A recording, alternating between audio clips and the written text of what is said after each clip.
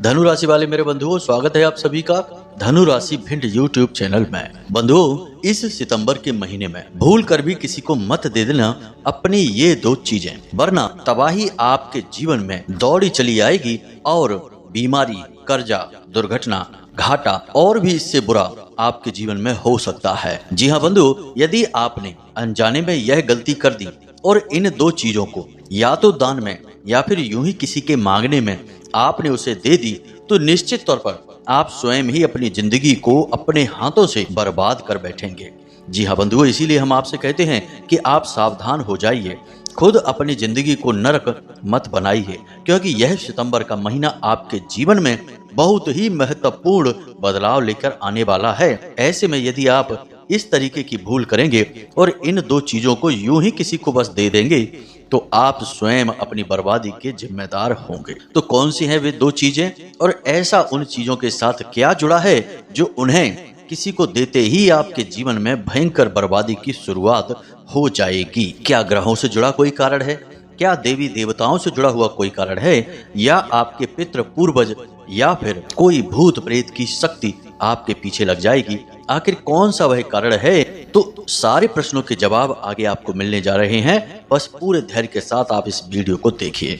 तो जयकारा बोलो माता रानी का, जगत माई महामाई माँ भद्रकाली की जय बोलो, माता रानी के सांचे दरबार की जय बोलो। बंधुओं, हमने आपकी राशि और कुंडली का बहुत गहराई से अध्ययन करने के बाद आपके जीवन के बारे में कई बार बेहद सटीक और मार्गदर्शन देने वाली भविष्यवाणियां की हैं, जिसका लाभ हजारों लोगों को प्राप्त हुआ है।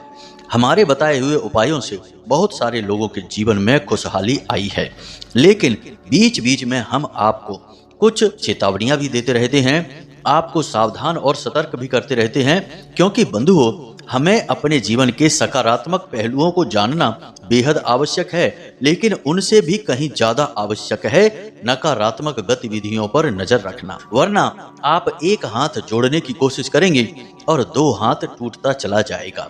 जीवन इसी तरह बर्बाद हो जाता है। याद रखना बंधुओं कि जब भी जीवन में परेशानी आती है, कोई तकलीफ आती है, तो उसका हमेशा कारण बाहरी परिस्थितियां नहीं होती, दूसरे ही नहीं होते हैं। कभी कभी हमारी स्वयं की गई कुछ नादानियां, कुछ गलतियां ऐसी होती हैं जो हमारे जीवन में भयंकर परेशानियों को दावत दे देती हैं, और ऐसा हम अक्सर अनजाने में कर बैठते हैं।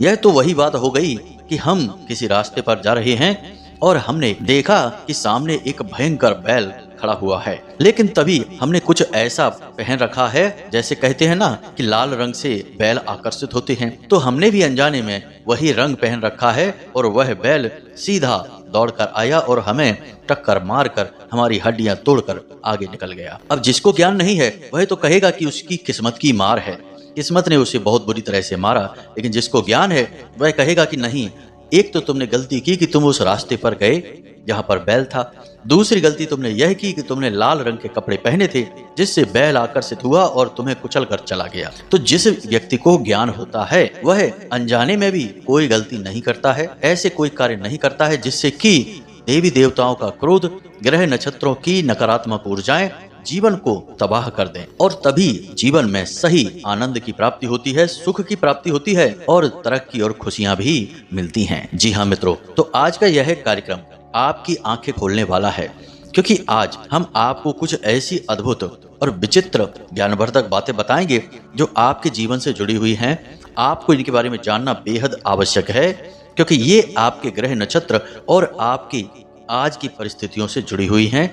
दूसरा कि इस सितंबर के महीने में इन दो चीजों को किसी और को दे देने से नकारात्मकता आ सकती है, यानी कि आपके जीवन में आ रही खुशियां उल्टे पांव वापस जा सकती हैं। तो अब ऐसे में आपको इस कार्यक्रम को पूरा देखना बहुत आवश्यक है। बंधु, हमने इस कार्यक्रम को तैयार करने में सचमुच में बहुत मेहनत की है और आपको विशेष ज्ञानवर्धक जानकारी का खजाना देने की पूरी कोशिश की है, जो आपके जीवन में चल रहे आज के इस समय विशेष पर आधारित है। इस कार्यक्रम में हमने आपकी कुंडली का, आपके ग्रह नक्षत्रों का और आज के समय में आपके जीवन में चल रही परिस्थितियों का पूरा आकलन किया है।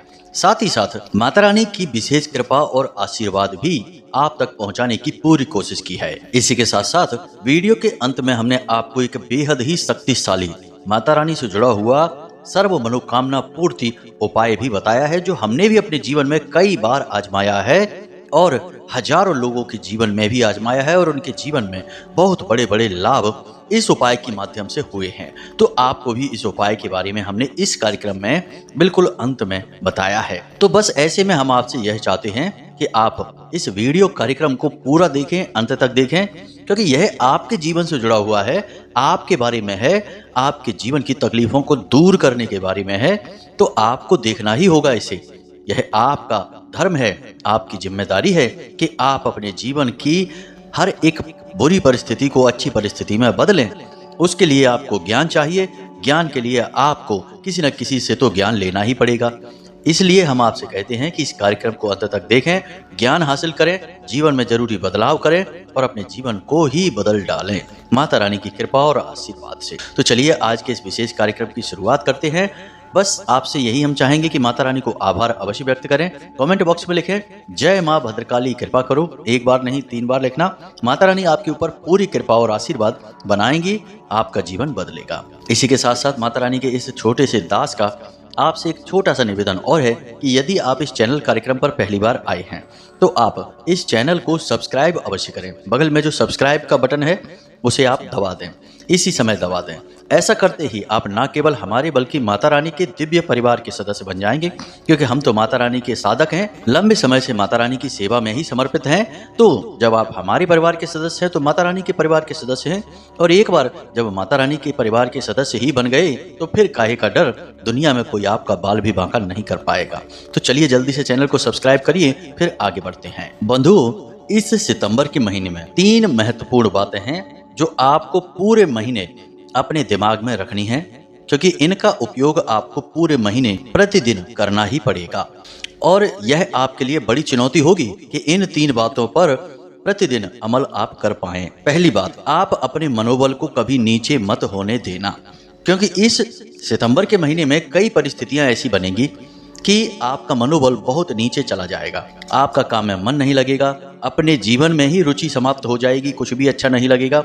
एक अजीब सी उदासी, एक अजीब सी नकारात्मकता आपके दिमाग पर हावी रहेगी। बेशक आपके जीवन में पैसा आए, चाहे रिश्ते हों, नाते हों, खुशियां हों, सब कुछ होते हुए भी आपके मन में एक अजीब सी उदासी, अजीब सी नकारात्मकता बनी रहेगी। आपको अक्सर ऐसा लगेगा जैसे आप तमाम लोगों से घिरे अवश्य हैं, लेकिन इतनी भीड़ में भी आप अकेले ही हैं, क्योंकि आपके दिल को समझने वाला कोई नहीं है, आपके विचारों को समझने वाला कोई नहीं है। आपकी बातों से लोग सहमत तो हो जाते हैं लेकिन समझ नहीं पाते हैं। तो बहुत सारी चीजें आपके दिमाग में चलेंगी, जिसकी वजह से आप अंदर ही अंदर थोड़े से परेशान रहेंगे, या यूं कहें कि अंदर ही अंदर आप कुढ़ते रहेंगे। तो आपको ऐसे में क्या करना है, हम आपको सलाह भी दिए देते हैं। सबसे सरल मार्ग है भक्ति मार्ग। जब भी जीवन में कुछ अच्छा ना लगे या जीवन में नकारात्मकता महसूस हो, मन खराब हो, उस समय भगवान का नाम स्मरण, भगवान के भजन, भगवान की भक्ति से अच्छा साधन कोई भी नहीं है। क्योंकि जब भी चित्त अस्थिर होता है तो उस समय चित्त की शुद्धि और चित्त की स्थिरता केवल और केवल भगवान की भक्ति में ही निहित हो सकती है, अन्य कहीं किसी स्थान पर नहीं। लोग मूर्खता करते हैं, नशा करने लगते हैं, कहते हैं शराब पीते हैं तो मन को सुकून मिलता है, धुआं यानी सिगरेट पीते हैं या उल्टी सीधी हरकतें चीजें खाते पीते हैं तो कहते हैं मन को सुकून मिलता है। अरे वो मन को सुकून नहीं है, वो तुम्हारी मूर्खता है, तुम्हें बाद में और ज्यादा भयंकर तकलीफें देने वाली है। थोड़ी देर के लिए भले लग सकता है, कुछ समय के लिए, कि सब कुछ ठीक है, लेकिन जैसे ही इन सब का नशा उतरेगा आप फिर से उसी भयंकर दलदल में फंसे पाएंगे और ज्यादा फंस जाएंगे, क्योंकि आपके अंदर आपकी आत्मा, आपका ईश्वर आत्मग्लानि से आपको भर देगा कि आपने गलत कार्य किया है, और इसी गलत कार्य की आत्मग्लानि से आप फिर अपने आप को माफ नहीं कर पाएंगे, तो फिर से नशा करेंगे, फिर और नशा करेंगे। इसी वजह से आपने देखा होगा कि जो नशा करने वाले लोग हैं वे कभी नशे से छुटकारा पा ही नहीं पाते हैं, इतनी शक्ति, इतना बल ही नहीं बचता उनके अंदर। तो आपको गलत मार्ग पर नहीं जाना है, आपको सन्मार्ग पर चलना है, ईश्वर से जुड़ना है। चित्त की बेचैनी तभी शांत हो सकती है। अब दूसरी बात, हमने पहले भी आपको समझाया, फिर से समझाते हैं, अपने क्रोध पर, अपनी भावनाओं पर नियंत्रण रखना है। इस पूरे महीने में आपको अक्सर ऐसा लगेगा जैसे आपके आसपास के लोग कुछ ऐसी बातें जानबूझकर कहते हैं जो आपको उकसाने वाली होती हैं। ऐसी बातें लोग अक्सर आपसे कहेंगे जिससे कि आप चिढ़ जाएंगे, आपका मन खराब हो जाएगा, आपका मन करेगा कि पलटकर इसको जोरदार जवाब देते हैं और बात यहीं की यहीं खत्म कर देते हैं। लेकिन बात खत्म नहीं होगी, बात और बढ़ जाएगी। देखो, आप एक भावुक इंसान हो और आपके मन में कोई बात जब अटक जाती है तो इतनी जल्दी बाहर नहीं निकलती है।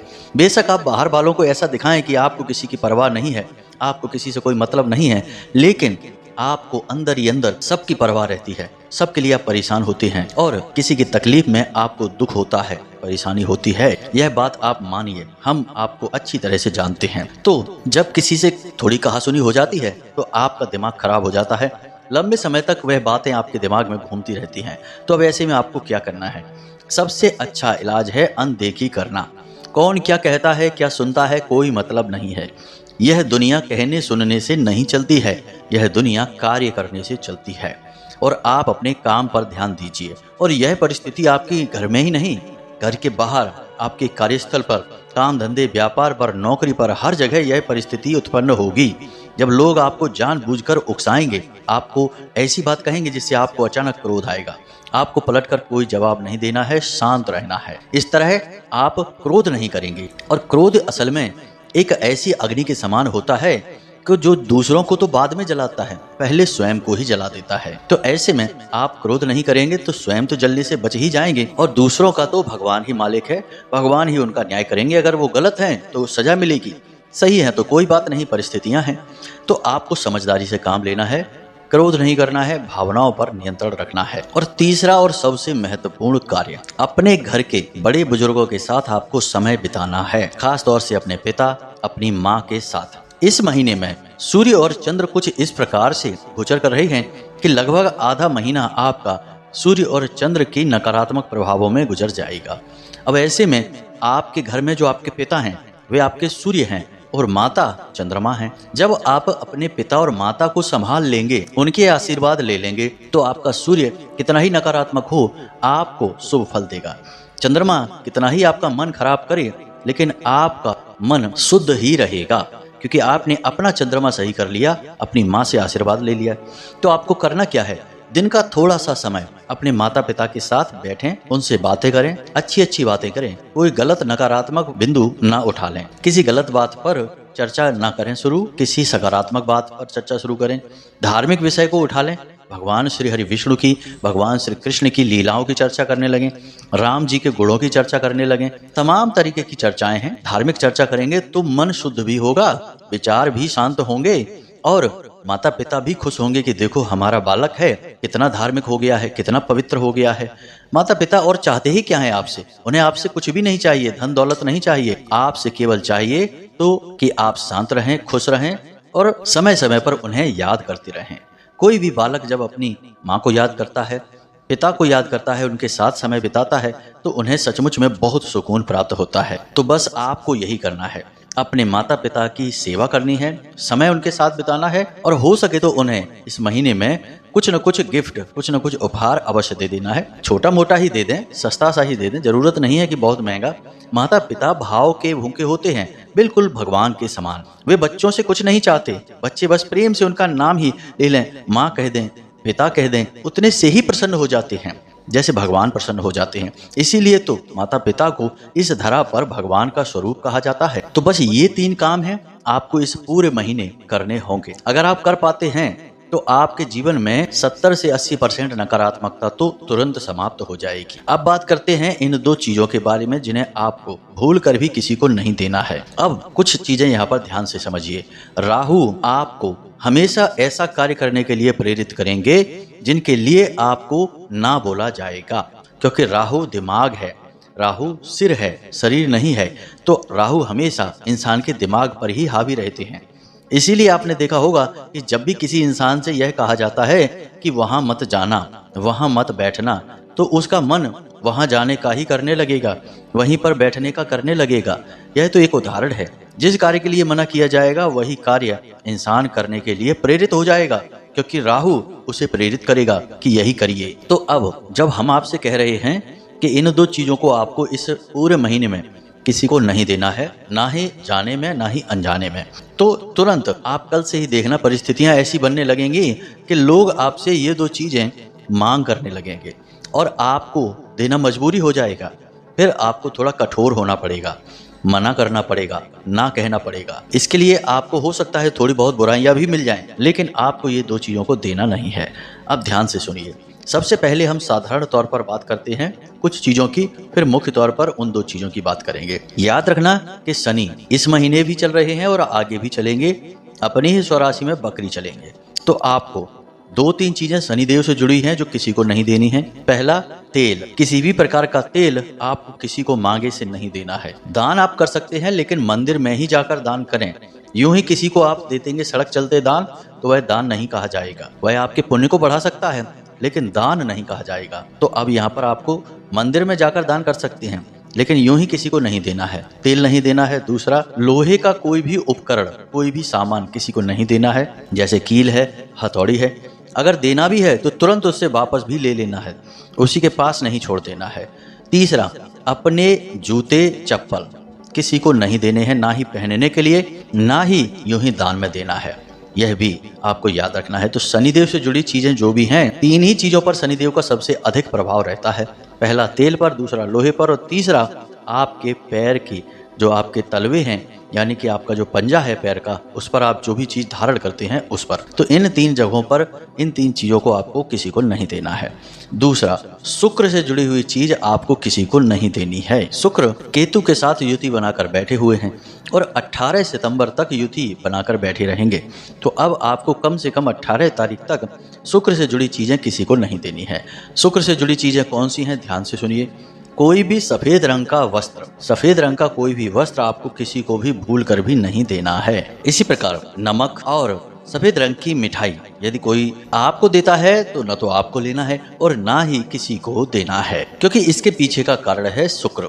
शुक्र ने केतु के साथ युति बना रखी है। अब ऐसे में शुक्र से जुड़ी हुई चीजों को अगर आप किसी को दे देंगे या फिर दान कर देंगे तो शुक्र के नकारात्मक प्रभाव आपको परेशान कर सकते हैं। इसी के साथ साथ अपनी घड़ी जिसे आप पहनते हैं उसे, और प्लास्टिक का कोई भी सामान आपको किसी को भी ना तो देना है और ना ही दान में देना है। ऐसा करने से राहु आपका दूषित हो जाएगा, और राहु मीन राशि में गोचर कर रहे हैं, और जब मीन राशि में राहु गोचर करते हैं तो ऐसे में राहु से जुड़ी चीजों का दान आपको बहुत बड़ा खतरा पहुंचा सकता है। तो थोड़ा सा आपको सावधान रहना होगा। ये तो थी कुछ सामान्य सी चीजें जिनका आपको लेन देन नहीं करना है, लेकिन अब हम आपको बताते हैं उन 2 चीजों के बारे में जिन्हें आपको भूल कर भी किसी को नहीं देना है। तो सबसे पहली चीज है परफ्यूम, इत्र, खुशबूदार जो इत्र होता है उसकी बात कर रहे हैं। अक्सर ऐसा होता है कि आपका परफ्यूम दूसरे लोग मांग लेते हैं जरा सा उपयोग करने के लिए, तो आपको ऐसा नहीं करना है, क्योंकि परफ्यूम का, इत्र का सीधा संबंध शुक्र के साथ होता है।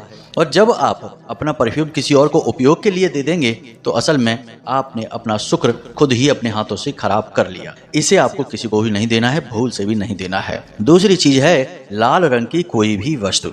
कोई भी लाल रंग की वस्तु आपको भूल कर भी किसी को नहीं देनी है, क्योंकि लाल रंग की कोई भी वस्तु यदि आप किसी को दान कर देंगे तो आपको मंगल के दुष्परिणाम इस महीने में भुगतने होंगे। मंगल मिथुन राशि में गोचर कर रहे हैं, और जब मंगल मिथुन राशि में गोचर करते हैं तो ऐसी स्थिति में आपने यदि मंगल से जुड़ी हुई चीजों का दान कर दिया या यूं ही किसी को दे दिया, जरा सा भी प्रयोग के लिए दे दिया, बाद में आप भले ही उससे मांग लें, तब भी मंगल के दुष्परिणाम आपको भुगतने होंगे।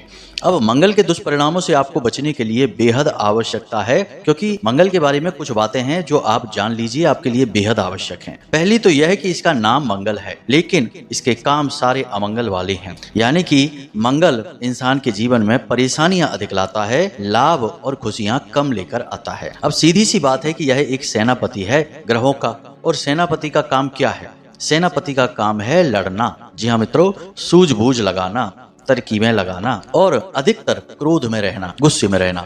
तो अब ऐसे में यदि आप लाल रंग की कोई भी वस्तु किसी को दे देते हैं या दान कर देते हैं तो मंगल आपका नकारात्मक हो जाएगा।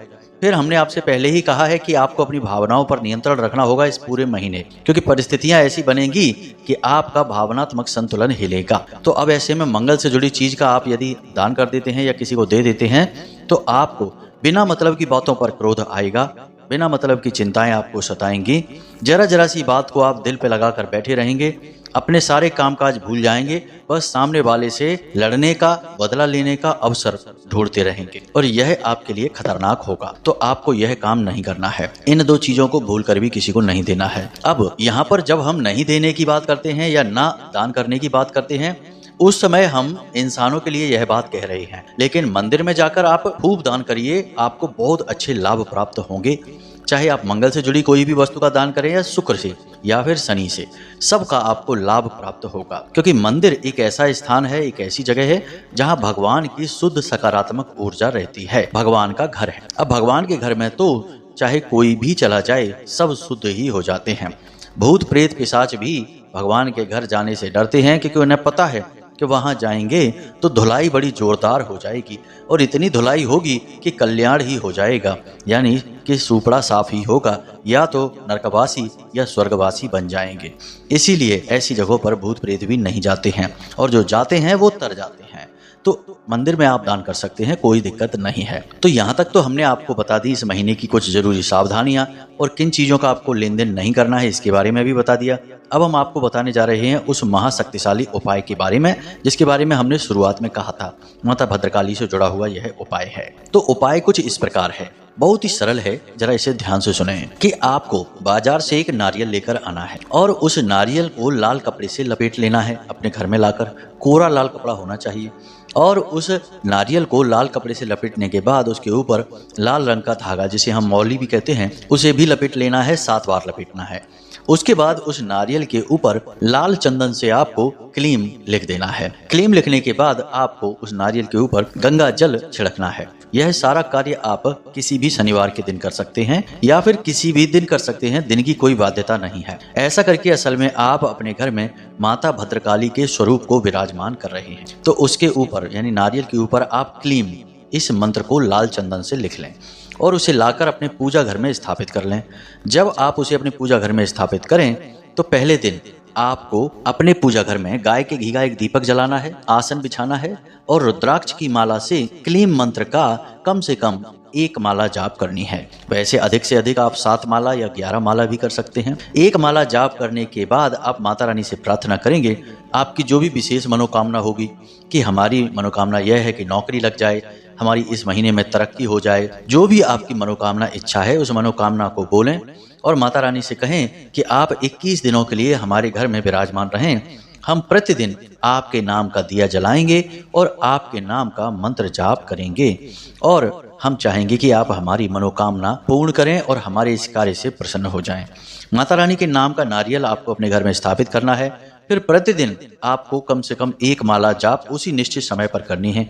यह कार्य आपको रात्रि के समय करना है और क्लीम मंत्र से ही करेंगे आप, इसे आप ध्यान रखें। अब यदि पुरुष हैं तो ओम क्लीम इस तरह से उच्चारण करेंगे, महिलाएं हैं तो क्लीम ओम, यानी कि जो ओम संपुट है उसे महिलाएं बाद में बोलेंगी, पुरुष पहले बोलेंगे। इस तरह से आपको 21 दिनों तक की यह साधना है माता भद्रकाली की। हर एक साधक की हर मनोकामना 21 दिनों के अंदर अंदर पूरी हो जाती है, आपकी भी हो जाएगी। कोई आज तक हमने ऐसा सुना ही नहीं जिसकी यह मनोकामना पूरी ना हुई हो। बस आपको करना यह है कि जब हम किसी साधना में जाते हैं तो हमें कुछ नियमों का पालन करना पड़ता है, तभी भगवान प्रसन्न होते हैं। नियम बहुत ही सरल हैं कि झूठ नहीं बोलना है, बहुत ज्यादा अनिवार्यता हो तभी झूठ बोलें और ऐसा झूठ बोले जिससे किसी की हानि ना हो। दूसरा कि किसी भी प्रकार का पैसे का गमन ना करें, यानी कि किसी का मन खराब करके किसी को दुख पहुंचाकर पैसे ना कमाएं। तीसरा कि अपने पितृ पूर्वजों का, महिलाओं का, घर के बड़े बुजुर्गों का भूल कर भी अपमान ना करें। तीसरा, मांस मच्छी, जुआ, शराब, उल्टे सीधे कार्यों में बिल्कुल भी लिप्त न रहें, इनसे पूरी तरह से दूरी बना लें। इसी के साथ साथ ब्रह्मचर्य का भी पालन करें। बस इन कार्यों को आप कर लें, बहुत ही सरल कार्य हैं, आसानी से पूर्ण हो जाएंगे यदि आप सात्विक विचारधारा के इंसान हैं। यदि आप तामसिक हैं तो आपको कठिनाई अवश्य होगी ही। बस इस उपाय को आप कर लें। 21 दिन के बाद जब आपकी मनोकामना पूरी हो जाए तो आपके नजदीकी माता काली का जो भी मंदिर हो उस मंदिर में जाकर आपको यह नारियल माता रानी के चरणों में समर्पित कर देना है।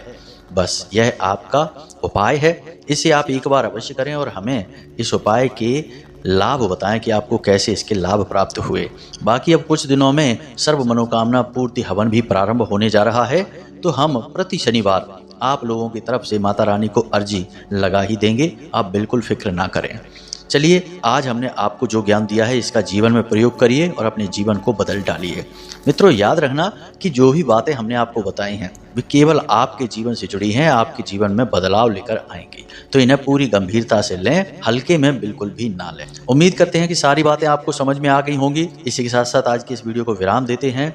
कोई प्रश्न यदि बने तो कमेंट करके पूछ लें या व्हाट्सएप नंबर जो डिस्क्रिप्शन में दिया गया है उस पर मैसेज करके भी पूछ सकते हैं। तो इसी के साथ साथ अब विदा लेते हैं। हमेशा हंसते रहिए, मुस्कुराते रहिए, सकारात्मक रहिए और दिन में एक बार मंदिर अवश्य जाइए, क्योंकि आपका उद्धार वहीं से होना है। मिलते हैं अगले ज्ञानवर्धक कार्यक्रम में। तब तक के लिए धन्यवाद। प्रेम से बोलिए जय माई की, जय माँ भद्रकाली। माता रानी आपका कल्याण करेंगी। धन्यवाद।